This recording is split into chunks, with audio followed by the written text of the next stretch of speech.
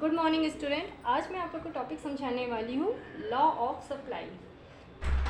Law of supply shows that direct relationship between price and supply. मतलब law of supply ये बोलती है कि प्राइस और सप्लाई में एक डायरेक्ट रिलेशन होता है। जैसे मैंने अपने लास्ट वीडियो में आप लोग को बताया है कि डिमांड और प्राइस में अपोजिट रिलेशन होता है। जस्ट उसके अपोजिट लॉ ऑफ सप्लाई में क्या होता है कि प्राइस और सप्लाई के बीच में एक डायरेक्ट, मतलब जैसे प्राइस मूव होगी वैसे सप्लाई भी मूव होगी। फॉर एग्जांपल मैं आप लोग को समझाती हूँ अभी। इसके दो इंपॉर्टेंट फैक्टर हैं, फर्स्ट प्राइस, सेकंड सप्लाई। कैसे लॉ ऑफ सप्लाई ये पूरे रिलेशनशिप को बताता है। सबसे इम्पॉर्टेंट फैक्टर हमें जो समझना है वो है सप्लाई एंड प्राइस। हमें ये याद रखना है कि जो सप्लाई है वो प्राइस पे डिपेंड है। सप्लाई डिपेंड्स ऑन प्राइस, ना कि प्राइस जो है सप्लाई पे डिपेंड है। कैसे?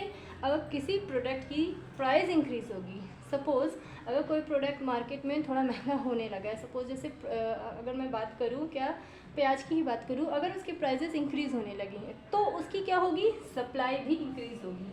अगर प्राइस इंक्रीज़ हो रही है अगर प्राइस इंक्रीज़ हो रही है तो सप्लाई भी इंक्रीज़ होगी। क्यों? सप्लाई एक सप्लायर पे डिपेंड करती है, ना कि बायर्स पे। अगर प्राइस इंक्रीज़ हो रही है तो प्रोड्यूसर जो है उसी सामान को मार्केट में ज़्यादा लाना चाहेंगे। क्यों? उन्हें ज़्यादा प्रॉफिट मिलेगा। ऑन द अदर हैंड, अगर प्राइस किसी सामान की डिक्रीज़ होती है तो उसकी सप्लाई भी डिक्रीज़ होने लगती है। जैसे मैं आप लोग को एग्जांपल समझाती हूँ। अगर मार्केट में कोई सामान की प्राइस गिर रही है, सपोज़ अगर मैं बात करूँ आयरन की, अगर उसके प्राइसेस गिरने लगती हैं तो उसकी सप्लाई भी कम होने लगेगी।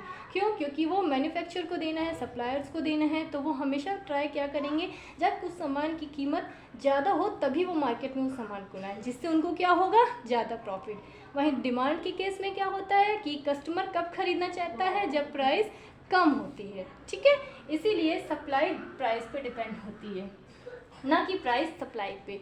ये हमें ध्यान रखना है कि लॉ ऑफ सप्लाई क्या बताती है कि supply depends on price, not price depends on supply. But इनके बीच में कैसा रिलेशन है, डायरेक्ट। जैसे एक मूव होगा वैसे सेकंड भी मूव होगा। जैसे एक अपोजिट इस तरफ मूव होगा, मतलब लो होगा, तो सेकंड भी अपोजिट लो होगा। मैं आपको इसके एक ग्राफ से समझाती हूँ कि सप्लाई और प्राइस का ग्राफ कैसा बनता है और उसका मीन्स क्यों ऐसा होता है। देखिए, ये ग्राफ है। हमेशा आप लोगों ने देखा होगा आपकी बुक्स वगैरह या कभी भी आपने इसका ग्राफ देखा होगा, वो इस फॉर्म में जाता है। इधर क्वांटिटी सप्लाइड होगी, ये हमारी प्राइस को शो करेगा। सपोज किसी प्रोडक्ट की प्राइस अगर इस पॉइंट पे है तो क्या होगी, उसकी सप्लाई भी ज़्यादा होगी। उसका इस पॉइंट, दोनों का कॉम्बिनेशन का पॉइंट यहाँ होगा। अगर किसी सामान की प्राइस गिर रही है या किसी प्रोडक्ट की प्राइस गिर गई तो उसकी सप्लाई भी ऑटोमेटिक कम हो जाएगी, इसीलिए ये इस फॉर्म में आएगा।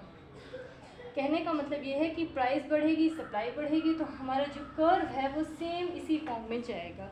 जबकि वहीं डिमांड का कर्व हमारा कैसे फॉर्म में होता है, इस फॉर्म में। क्यों?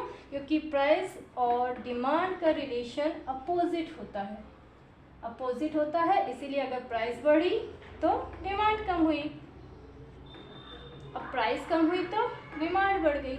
हमारा कर्व जो है इस फॉर्म में होता है, वहीं सप्लाई का कर्व जो है इस फॉर्म में होता है। तो लॉ ऑफ डिमांड क्या स्टेट करता है कि there is a direct relationship between supply and price, और इन दोनों का रिलेशन कैसा है कि सप्लाई प्राइस पे डिपेंड होती है, ना कि प्राइस सप्लाई पे डिपेंड होता है। Thank you.